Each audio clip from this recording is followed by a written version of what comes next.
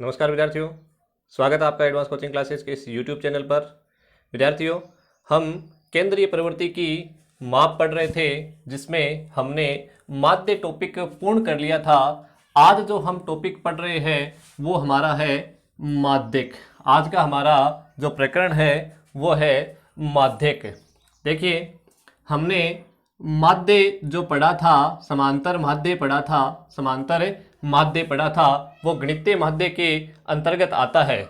और जो आज का जो टॉपिक है, अपना प्रकरण है माध्यक, और जो हम अगला प्रकरण लेंगे बहुलक, ये दोनों जो अपने प्रकरण है वो स्थैतिक माध्य के अंतर्गत आते हैं। अर्थात ये दोनों जो माध्य के प्रकार है, ये भी एक प्रकार से क्या है, माध्य ही होते हैं। ये जो किस पर निर्भर होते हैं, ये स्थिति पर निर्भर होते हैं। इस कारण से गणित में इनको उतनी जगह नहीं दी जाती जितनी कि माध्य को दी जाती है। अतः ये एक प्रकार से अनुमान की प्रक्रिया है माध्यक और बहुलक, अर्थात ये स्थिति पर निर्भर करते हैं। किस पर? स्थिति पर निर्भर करते हैं। तो देखिए, हमें आज जो प्रकरण काम में लेंगे या पढ़ेंगे जो होगा माध्यक।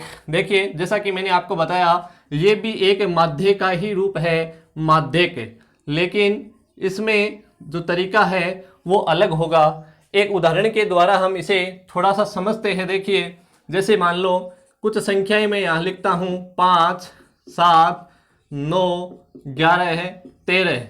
ये कुछ संख्याएं, यानी मैंने 5 संख्याएं यहाँ पर लिखी है। इसका यदि हमें माध्यक निकालना हो, माध्यक निकालना हो तो किस प्रकार से निकालोगे? किस प्रकार से निकालोगे आप? ये जो 5 संख्याएं हैं, उसमें 5 संख्याओं में बीच की जो संख्या है, यानी कि माध्य का जो अंक है, मध्य का जो अंक है, देखिए शब्द से, इस शब्द से ही अर्थ समझेंगे। मध्य का अंक क्या हो गया? माध्यक हो गया। मध्य का अंक अर्थात देखिए, हमारे पास जो माध्यक है वो कितना है विद्यार्थियों? 9 है। कितना है? 9 है। इसका जो माध्यक है वो 9 है। बीच का अंक लेना होगा, बीच का अंक लेना होगा, वही क्या होगा हमारे पास? माध्यक होगा। अर्थात हम यदि माध्यक की परिभाषा बनाए, माध्यक की परिभाषा बनाए तो किस प्रकार से बना सकते हैं? देखिए, माध्यक क्या होता है? यदि आंकड़े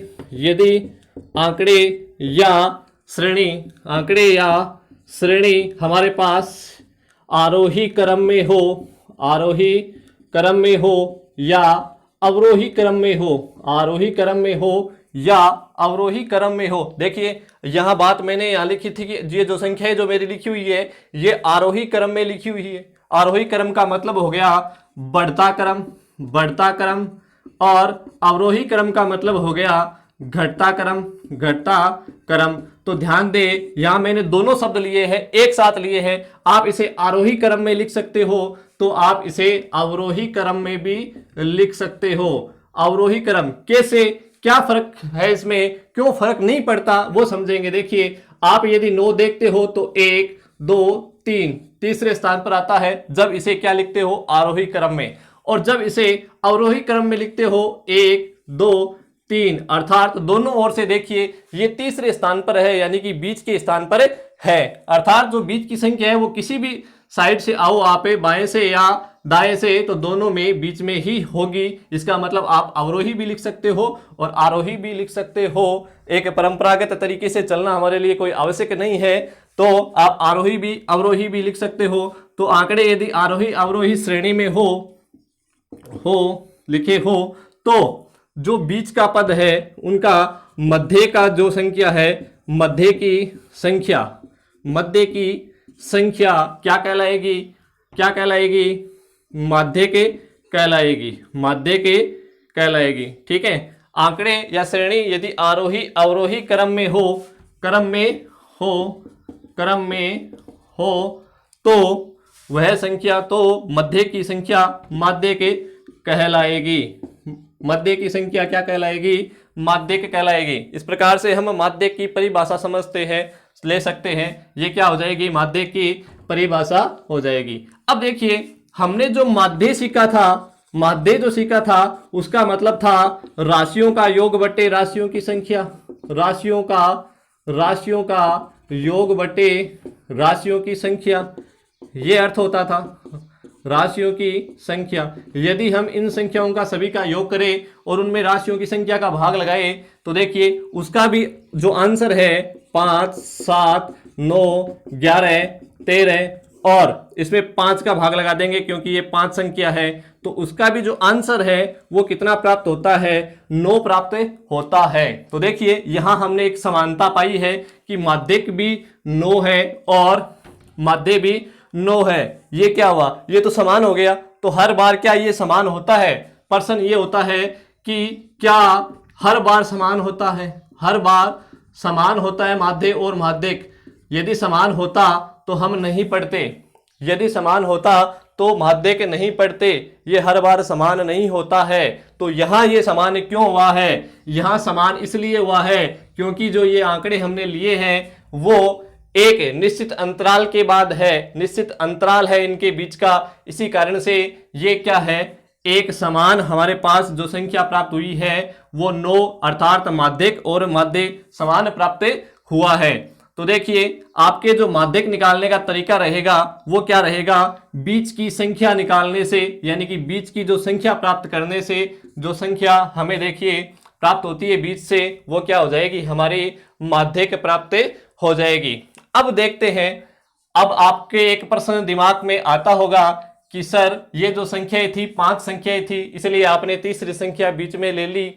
तो यदि अब आपके जो प्रश्न आ रहा है कि यदि सर ये संख्याएं 6 होती, यदि ये संख्याएं 6 होती, तो देखिए विद्यार्थियों मैं वो बात भी आपकी अभी जो क्लियर कर देता हूं कि यदि 6 संख्या हो जाती है तो भी आप क्या करोगे, बीच की संख्या ही लोगे, तो भी आप बीच की संख्या ही लोगे। देखिए किस प्रकार से आप वो बीच की संख्या ही लोगे। मैं उन्हीं संख्याओं का एक उदाहरण लेता हूं, 9, 11, 13, 15, 17, 19, 1, 2, 3, 4, 5, 6, ये संख्याएं कितनी है, 6 संख्याएं हैं। इनका क्या निकालना है, हमें माध्यक निकालना है।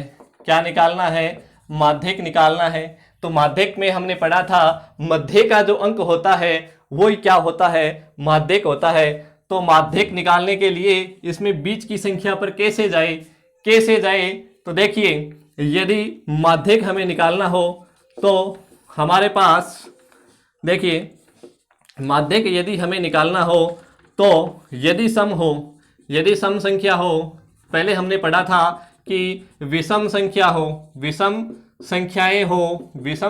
हो तो हमने क्या किया, देखिए बीच का अंक ले लिया। कैसे ले लिया, बीच का अंक इस प्रकार से ले लेंगे कि n + 1/2 अर्थात n यहाँ क्या है, इनकी संख्याएं हैं। किस प्रकार से, जैसे हमने यहाँ पर 1, 2, 3, 4, 5 पहले 5 संख्याएं ली थी, 5 + 1/2 अर्थात 6/2 बराबर तीसरा पद हमने माध्य ले लिया था। तीसरा जो पद था वो हमने क्या ले लिया, माध्य ले लिया था।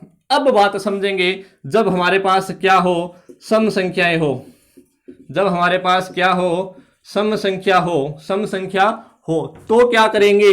तो देखिए यदि हमारे पास सम संख्या हो तो हमें 2 इधर से छोड़ेंगे, 2 इधर से छोड़ेंगे, तो देखिए हमें 2 बीच में संख्या मिलती है, वो 2 संख्याएं मिलती है। तो इन संख्याओं की पहचान कैसे करें, इनकी पहचान इस प्रकार से करेंगे। देखिए n/2 + n/2 + 1, ठीक है, n/2 + 1 और इनका फिर निकाल लेंगे क्या, औसत माध्य, यानी आप 2 संख्या बीच में से ले लोगे और उनका क्या निकाल लोगे, माध्य निकाल लोगे। n/2 का मतलब हो गया 6/2 अर्थात 3, तीसरा पद, और आगे का पद कौन सा हो गया, एक इसके तुरंत बाद, यानी आधे का एक ज्यादा, यानी कि तीसरा और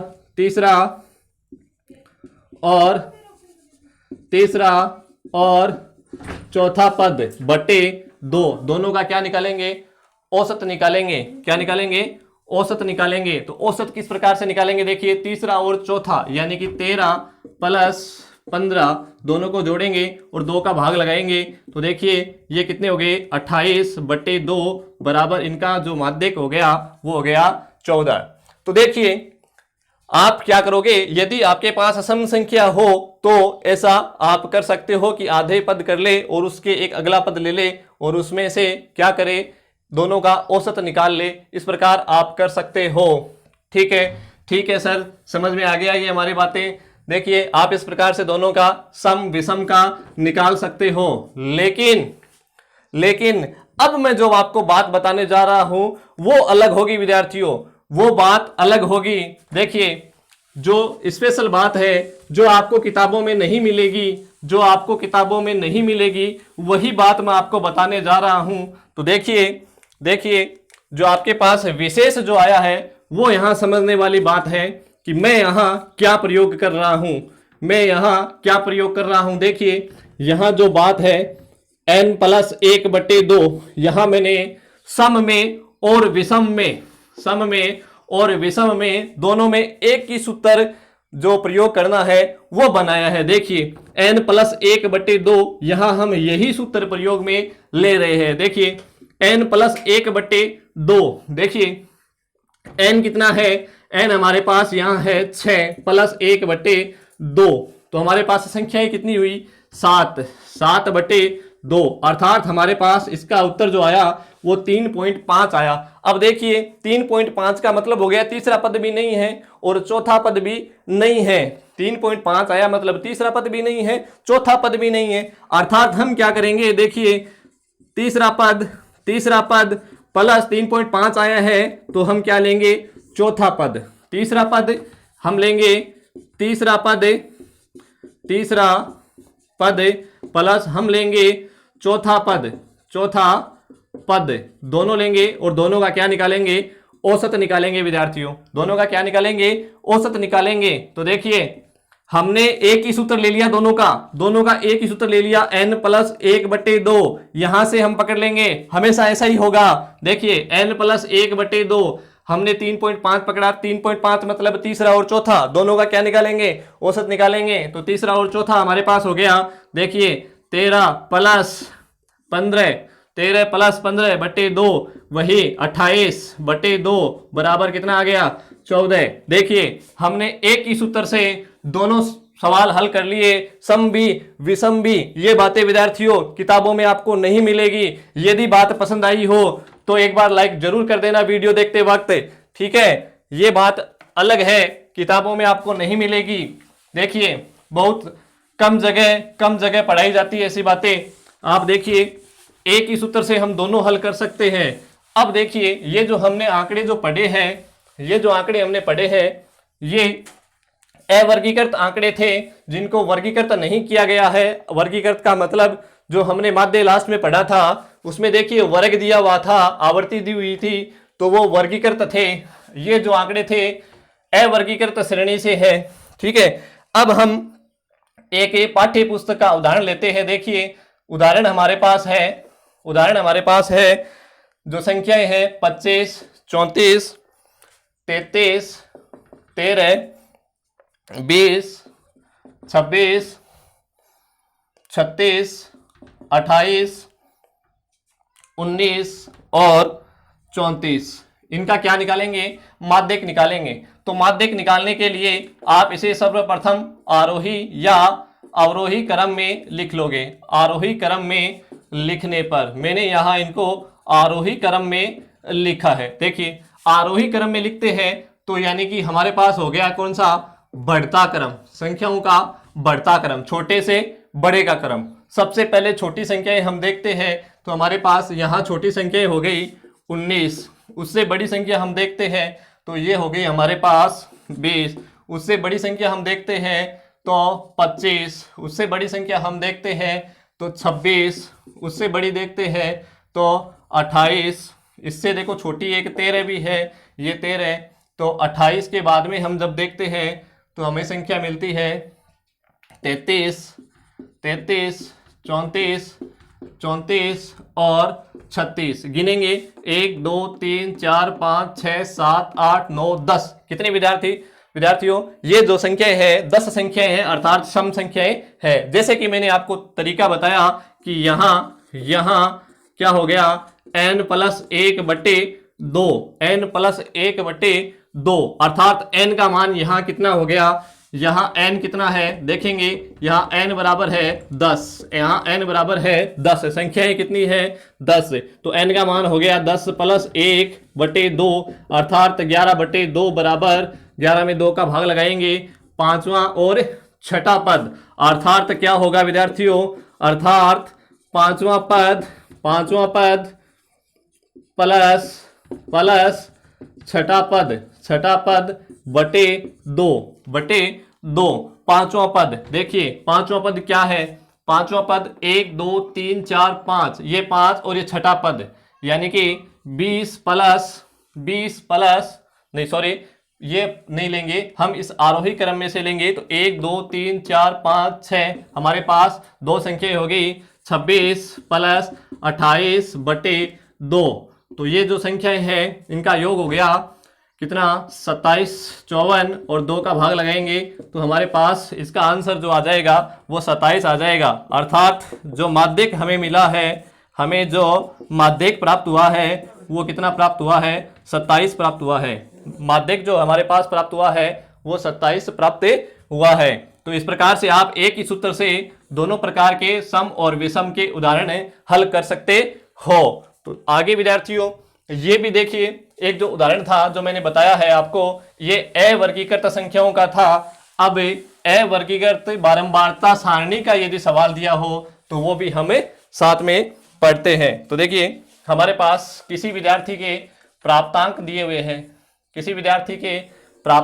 हुए हैं और उनकी हमें विद्यार्थियों की जो संख्याएं दी हुई है। देखिए प्राप्तांक है हमारे पास 15, 20, 25, 30, 35, 40, 45 और 50।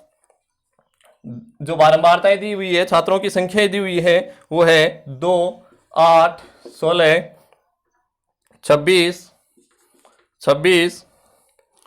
20, 16, 7 और 4।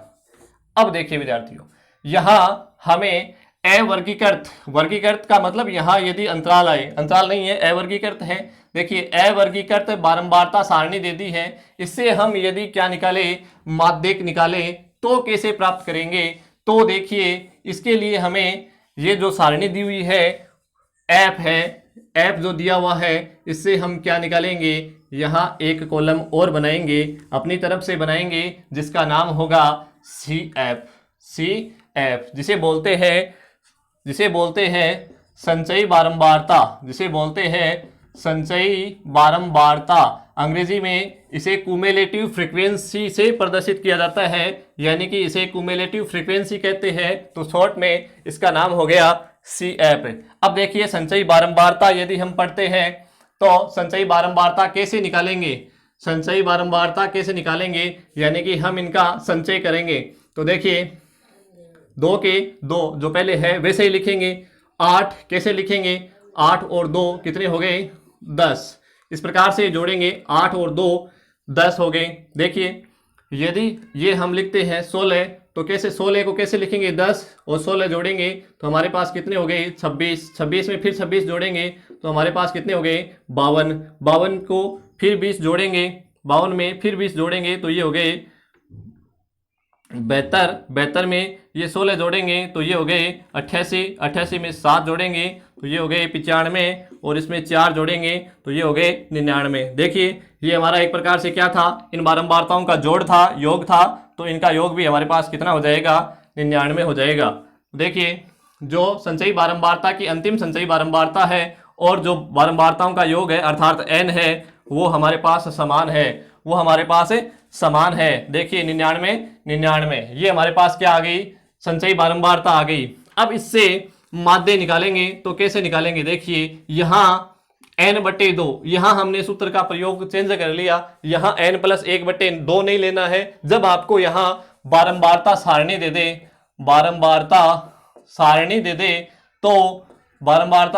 दे तो आपको क्या करना है, आपको CF निकालना है, चाहे वो किसी भी प्रकार की बारंबारता सारणी हो, वर्गीकृत हो या अवर्गीकृत हो, अर्थात यहाँ वर्ग दिया हो या नहीं दिया हो, आपको सूत्र जो स्टार्टिंग में लगाना है n/2 ही लगाना है। देखिए n/2 अर्थात n का मान हमारे पास कितना है, यहाँ बारंबारताओं का योग है उसे ही n देखेंगे, तो ये हमारे पास हो गया 99/2।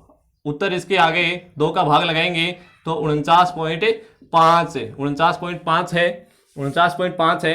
तो हम देखेंगे कि 49.5 जो प्राप्त हुआ है हमें, उससे छोटी संख्याएं कितनी हैं, 49 जो 0.5 है उससे छोटी संख्याएं हैं, उन सभी को छोड़ देंगे। तो 49.5 से 49.5 से ठीक बड़ी संचयी बारंबारता,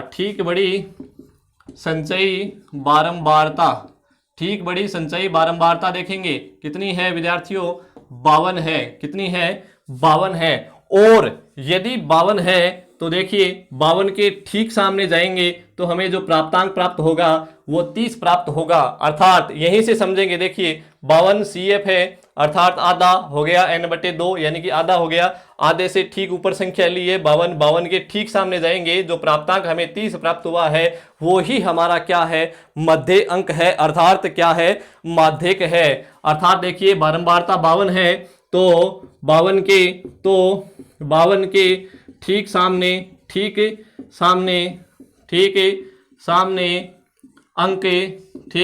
अंक 30 है। अतः माध्यक बराबर क्या हो जाएगा, माध्यक बराबर हो जाएगा 30, माध्यक बराबर हो जाएगा 30।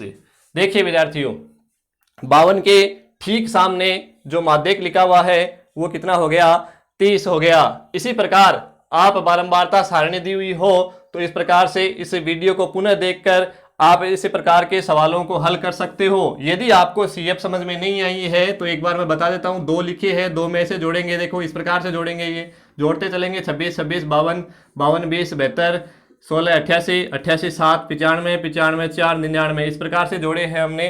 देखिए ये बारंबारताओं का क्या होता है, संग्रहण होता है। डिटेल में यदि मैं आपको बताऊं तो इसका मतलब है कि 15 से जो कम विद्यार्थी है, 15 प्राप्तांक से कम जो विद्यार्थी है उनकी संख्या 2 है, और 20 से कम देखेंगे तो 20 से कम देखेंगे तो जो 20 से कम है उसमें 15 से कम वाले भी जुड़ जाएंगे, यानी कि जो 20 से ही कम है वो 15 से कम वाले तो है ही है, 15 से कम वाले तो है ही है।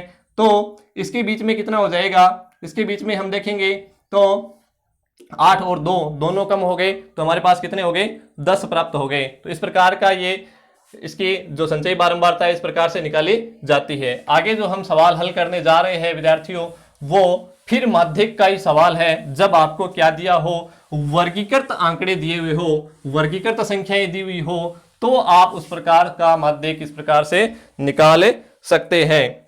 तो देखिए हमें फिर से विद्यार्थियों को जो प्राप्तांक दिए हुए हैं उनका हम माध्यक निकालेंगे, और यहाँ हमें इनकी क्या दी हुई है, बारंबारता दी हुई है, F दिया हुआ है, विद्यार्थियों की संख्या दी हुई है।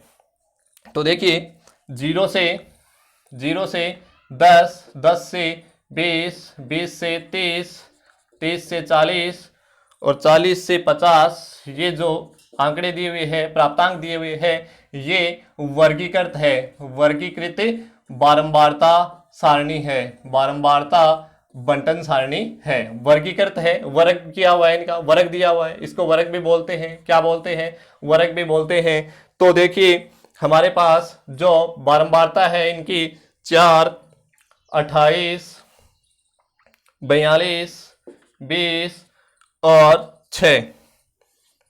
देखिए ये इनकी क्या है, बारंबारता है। अब इनका हमें निकालना क्या है, माध्यक निकालना है। तो प्रारंभ में हमारा जो तरीका है वही रहेगा। देखिए यहाँ n/2 बराबर n का मान किससे निकालेंगे, CF से निकालेंगे, CF से निकालेंगे। CF किस प्रकार से प्राप्त होगी, जैसे पिछले सवाल में हमने CF प्राप्त की थी, यहाँ n/2 प्राप्त करेंगे, ठीक पहले की तरह। देखिए 4 के 4 जैसे है वैसे आ जाएंगे, 4 के 4 लिख लिए, और 4 में 28 जोड़ेंगे तो कितने प्राप्त हो गए, 32, 32 में फिर से 42 जोड़ेंगे तो ये हो गए 74, 74 में 20 जोड़ेंगे तो ये हो गए 94, और 94 में 6 जोड़ेंगे तो ये हो गए 100, अर्थात बारंबारताओं का योग जो है 100 है। n बराबर जो है वो 100 है। सिग्मा f जो है वो 100 है। सिग्मा f जो है वो 100 है। n बटे 2 अर्थात 100 बटे 2, 2 का भाग लगाया 50 प्राप्त हुआ। क्या प्राप्त हुआ?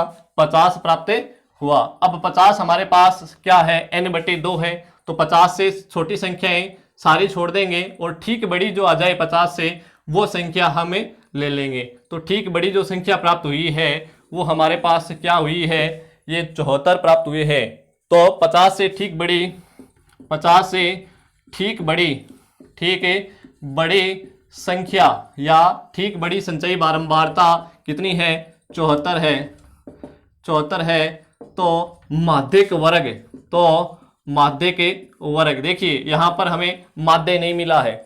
74 के ठीक सामने माध्य नहीं मिला है क्योंकि 20 से लेके 30 तक इनका वर्ग दिया हुआ है, अर्थात हमें ये क्या मिला है? माध्यक नहीं मिला है तो माध्यक वर्ग मिला है। अर्थात माध्यक है वो 20 से 30 के बीच में है, 20 से 30 के बीच में है। माध्यक वर्ग मिला है तो माध्यक वर्ग हमारा हो गया 20 से 30 है। अब निकालेंगे इसका क्या? माध्य। इसका क्या निकालेंगे? माध्यक, सॉरी, माध्यक निकालेंगे। तो देखिए माध्यक के लिए हमें यहाँ एक सूत्र का प्रयोग करना होगा। माध्यक का जो सूत्र प्रयोग करेंगे तो देखिए ये सूत्र क्या है? L प्लस n बटे 2 माइनस सी एफ बटे एफ और इंटू एच, ब्रैकेट लगाना है साथ में। देखिए L प्लस n बटे 2 माइनस सी एफ बटे एफ इंटू एच। देखिए सूत्र ऐसे समझ में नहीं आएगा, पहले इसका थोड़ा विस्तार देखते हैं। L यहाँ होता क्या है? L होता है माध्यक वर्ग की निम्न सीमा, माध्यक वर्ग की निम्न सीमा, माध्यक वर्ग की निम्न सीमा, माध्यक वर्ग की निम्न सीमा होती है L। हमारे पास माध्यक वर्ग ये है तो इसकी निम्न सीमा क्या होगी? देखिए ये जो अंतराल है वर्ग उसमें उच्च सीमा ये है, निम्न सीमा ये है। निम्न का मतलब छोटा और उच्च का मतलब बड़ा, तो ये जो है वो क्या है? निम्न सीमा, निम्न सीमा। अर्थात देखिए L से हम ले लेंगे लो लिमिट, लो लिमिट, तो लो लिमिट ले लेंगे तो लो लिमिट यही हो गई, ठीक है, और हाई लिमिट ये हो गई, तो ये नहीं लेनी है हमें, लो लिमिट लेनी है, अर्थात माध्यक वर्ग की निम्न सीमा। बाद में हम समझते हैं n से। n का अर्थ क्या होता है? n हमने यहां लिख दिया, देखो किसका योग था? बारंबारताओं का, तो ये हो गया बारंबारताओं का योग, बारंबारताओं का योग। इसके अलावा हमारे पास यहाँ CF आया है। CF कौन सा लेंगे? तो देखिए CF क्या होता है? CF होता है माध्यक वर्ग के, माध्यक वर्ग के, माध्यक वर्ग के ठीक पहले की, ठीक पहले की संचयी बारंबारता, माध्यक वर्ग के ठीक पहले की संचयी बारंबारता, माध्यक वर्ग के ठीक पहले की संचयी बारंबारता, ठीक पहले की। देखिए यहाँ पर C आया है, याद रखने का आपको तरीका बताता हूं मैं। C कैसे बनाते हैं? ऐसे बनाते हैं, तो माध्यक वर्ग से ही संबंधित लेना है। C कैसे प्राप्त हो गया? C इसके ठीक पहले की संचयी बारंबारता होती है, तो ये C प्राप्त हो गया। देखिए आगे जो हमारे पास है H, H क्या होता है? H हम माध्य में पढ़ चुके, क्या होता है? H होता है वर्ग अंतराल, यानी कि वर्ग का अंतराल, जो सभी का डिफरेंस है वो हमें प्राप्त हो गया। F क्या होता है? F समझेंगे, F होता है, F देखिए ये जो संख्या है हमारे पास ये क्या है? F है, अर्थात ये माध्यक वर्ग की क्या है? बारंबारता है, माध्यक वर्ग की बारंबारता है, बारंबारता है, माध्यक वर्ग की क्या है? माध्यक वर्ग की बारंबारता है। ये जो है ये माध्यक वर्ग की बारंबारता है। देखिए अब हम इसका माध्यक निकालते हैं। आप इस सूत्र का स्क्रीनशॉट लेके और आप इसको याद कर लेना, इसकी डिटेल लिख लेना। देखिए अब हम इसके सवाल को हल करते हैं इस सूत्र में रखकर। तो कैसे करेंगे? देखिए L जो हमारे पास है, L हमने पढ़ा था, देखिए कितना है? 20 है, लो लिमिट है हमारे पास 20। n बटे 2, यहाँ n में 2 का भाग लगाना है तो हमने पहले से लगा दिया है। कितना लिखेंगे? 50 लिखेंगे, या आप 100 बटे 2 लिख सकते हो, माइनस CF जो हमारे पास है वो कितनी है? 32 है।